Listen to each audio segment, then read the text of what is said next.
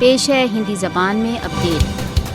भारत द्वारा अवैध रूप से अधिकृत जम्मू कश्मीर में भारतीय सशस्त्र बलों द्वारा हत्याकांड निरंतर चालू है। दक्षिण कश्मीर के इस्लामाबाद जिले में गत 2 दिवसों के मध्य भारतीय सशस्त्र बलों द्वारा 4 कश्मीरी युवक शहीद हो गए। भारत द्वारा अवैध रूप से अधिकृत जम्मू कश्मीर में इस वर्ष अब तक लगभग 168 से अधिक कश्मीरी भारतीय बुलेटों का निशाना बन चुके हैं। 96,114 से अधिक कश्मीरी सन 1989 से अब तक भारत द्वारा अवैध रूप से अधिकृत जम्मू कश्मीर में क्रूर भारतीय सशस्त्र बलों द्वारा मारे जा चुके हैं। मोदी शासन ने निर्दोष कश्मीरियों के विरुद्ध पाशविकताओं के सभी रिकॉर्ड तोड़ दिए हैं। भारतीय दमन ने भारत द्वारा अवैध रूप से अधिकृत जम्मू कश्मीर को इसके निवासियों के लिए जीता जागता नरक बना दिया है। भारत को याद रखना चाहिए कि उसकी क्रूरताएं कश्मीरियों के दृढ़ संकल्प को नहीं तोड़ सकती। भारत कश्मीरियों को अंधाधुंध हत्याओं द्वारा न तो दबा सकता है तथा न ही आतंकित कर सकता है। भारतीय राज्य आतंकवाद के सामने कश्मीरियों का स्वतंत्रता के लिए संघर्ष